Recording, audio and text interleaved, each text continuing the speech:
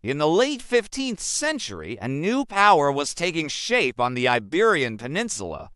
For centuries, this land had been a tapestry of rival kingdoms, a frontier between Christian Europe and the Islamic world. But now something was changing. The marriage of Isabella I of Castile and Ferdinand and the II of Aragon united Spain's two largest crowns, creating a single formidable kingdom. Their final victory came in 1492 with the fall of Granada, the last Muslim stronghold. The Reconquista was complete, Spain was unified, its energies no longer consumed by internal conflict. A new ambition burned brightly, an ambition that looked outward, beyond the known horizons. Spain stood at a crossroads, a nation forged in war, now ready to claim a new destiny.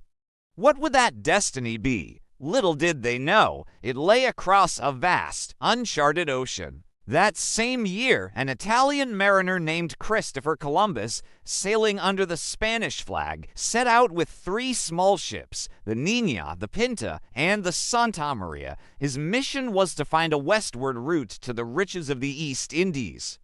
Instead, he stumbled upon something far more transformative, a new world. His voyages across the Atlantic were a seismic event in human history. They didn't just add new lands to the map, they redrew the map of the world itself. For Spain, this was not just a discovery. It was an opportunity of unimaginable scale. The Spanish crown, eager to capitalize on this unforeseen prize, sponsored more expeditions. Explorers, conquerors, and settlers followed, planting the Spanish banner on shores that would soon become the foundation of a global empire. The age of exploration was dawning, and Spain was leading the charge. What followed was an economic revolution unlike anything Europe had ever seen. The lands Columbus had found were not the Spice Islands of Asia, but they held a different kind of treasure. As conquistadors like Hernán Cortés and Francisco Pizarro toppled the Aztec and Inca empires, they unlocked veins of gold and, more importantly, mountains of silver. Treasure fleets, heavily armed galleons laden with precious metals, began a steady, perilous journey across the Atlantic to the port of Seville.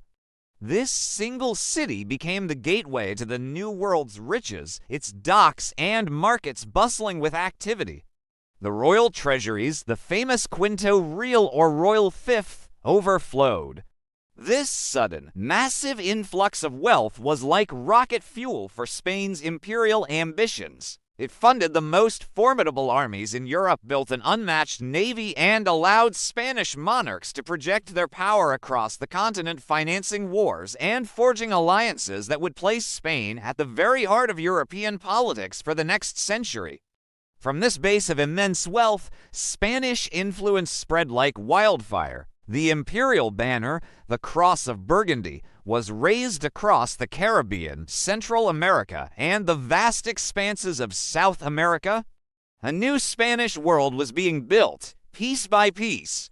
Explorers charted unknown rivers and crossed deadly jungles, pushing the boundaries of the known world further and further. They were followed by missionaries who brought Christianity, administrators who established colonial governments, and soldiers who enforced Spanish rule. An empire was being born, one that stretched from the Philippines in the east to the Americas in the west. It was the first empire on which the sun truly never set, a colossal entity held together by sea lanes, royal decrees, and the unyielding ambition of its rulers in Madrid. Spain was no longer just a European kingdom. It was the world's first global superpower. The wealth of the Americas directly translated into military might. Spain became the dominant military force of the 16th century, a powerhouse that other nations feared and respected. The engine of this military machine was the Spanish tercio. These were not medieval knights, but disciplined formations of professional soldiers, pikemen, swordsmen, and arquebusiers working in deadly harmony. On the battlefields of Italy, France, and the Netherlands, the tercios were considered invincible.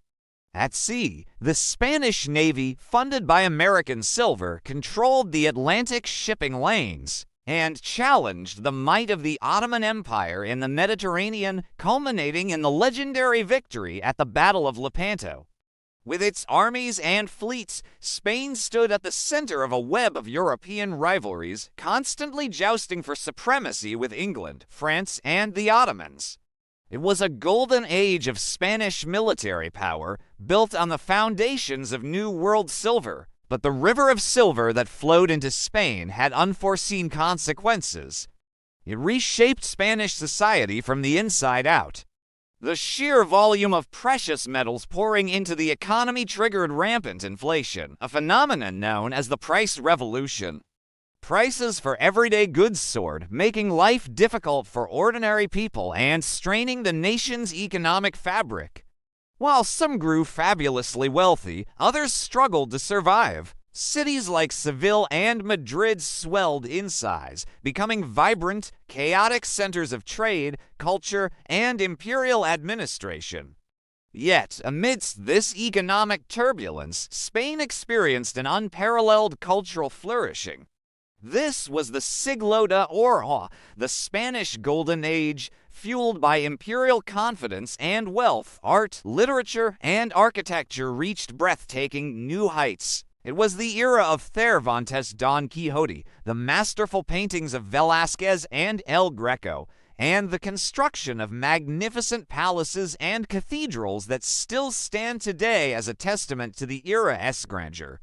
Walking through the streets of Seville, Toledo, or Madrid today, the echoes of this empire are all around us.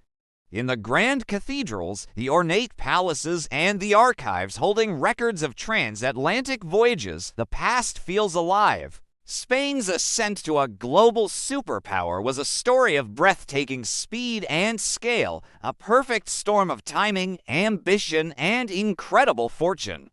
The discovery and exploitation of the Americas provided the wealth that powered its armies, funded its culture, and placed it at the pinnacle of world power. But it also raises a profound question. Was Spain's rise simply a result of stumbling upon a continent filled with gold and silver? Or was this nation, newly unified and forged in centuries of conflict, already primed for an imperial destiny, with the New World merely providing the means to achieve it? The story of the Spanish Empire is a dramatic reminder of how a single event can change the course of history, transforming a nation and, in turn, transforming the world. Thank you for watching. If you enjoyed this journey into the past, be sure to like, subscribe, and hit the notification bell for more deep dives into history's most fascinating stories. See you next time.